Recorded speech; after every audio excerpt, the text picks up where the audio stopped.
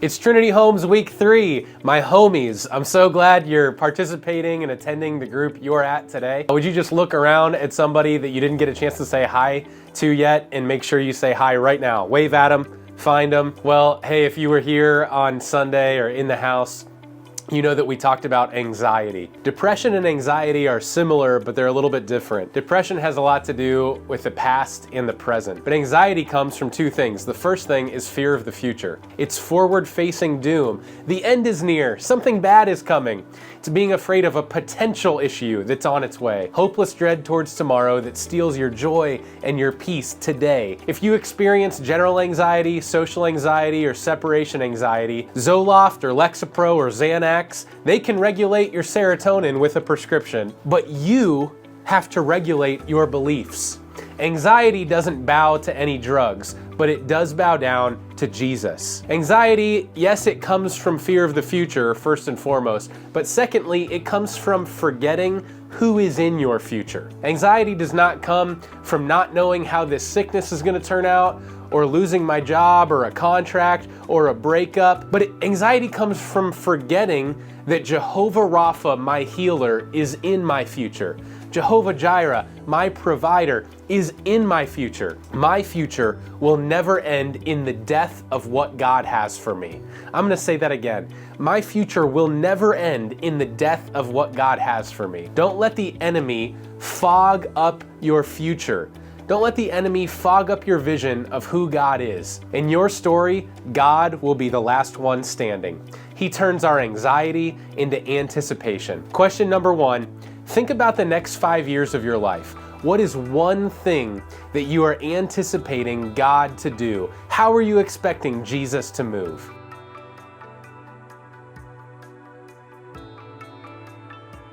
Well, in Exodus 14, 11, and 12, the Israelites are afraid. They're experiencing anxiety because the Egyptians are marching towards them, and they say to Moses, "Was it because there were no graves in Egypt that you brought us to the desert to die? What have you done by bringing us out of Egypt? Didn't we say to you, 'Leave us alone, let us serve the Egyptians'? It would have been better for us to serve the Egyptians than to die in the desert." In this passage, we see what anxiety does. It challenges your direction. Why are we here, Moses? Did you bring us out here because there was no graves in Egypt? It challenges your decisions. What have you done by bringing us out of Egypt? Didn't we say, leave us back there? They're gaslighting Moses. They never said that. And thirdly, it challenges your destiny. It was better for us to be slaves. How sad that the Israelites think that their value is only to be a slave. They've lost all vision for who they are. Anxiety can lead us there. It's not a passive state, it leads us somewhere. So when you're discerning, are my thoughts being fueled by faith or being fueled by fear and anxiety? Ask yourself, are these thoughts leading me to trust God? Oftentimes, anxiety leads us to trust ourselves and accept things that are less than what God has for us. Second question tonight is, in what areas of your life do you have the most anxiety? Is it parenting, work, finances, or relationships? Are you able to see how these anxious thoughts lead you away from God to accept something you were not meant for?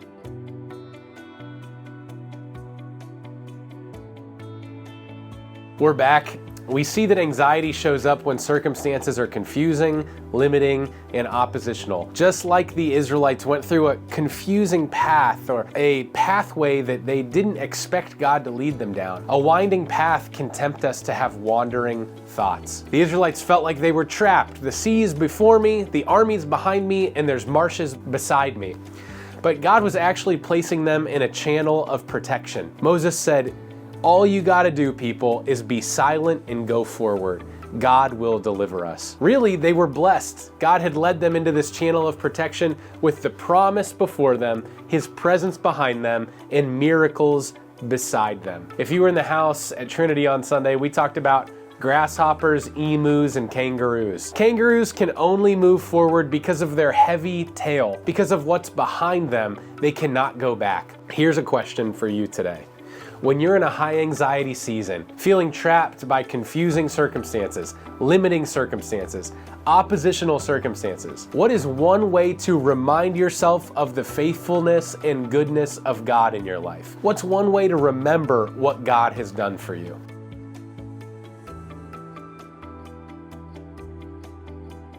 Okay, last thought for you today is, we saw the spies report on the promised land in Numbers chapter 13. Caleb and Joshua said, we should go up and we should take possession of the land, for we can certainly do it. He will lead us, He will give it to us, and He is with us.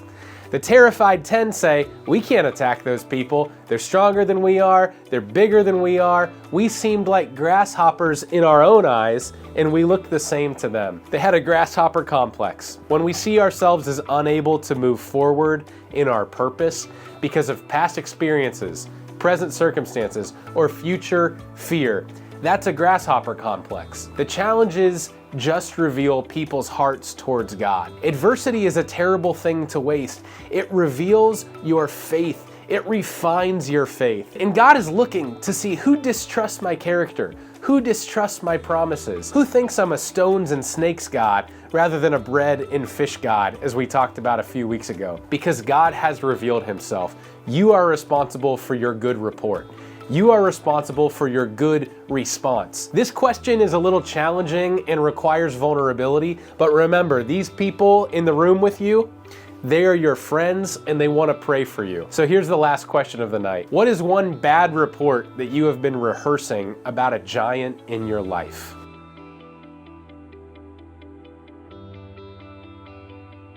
We love you and we can't wait to see you back at Trinity this Sunday.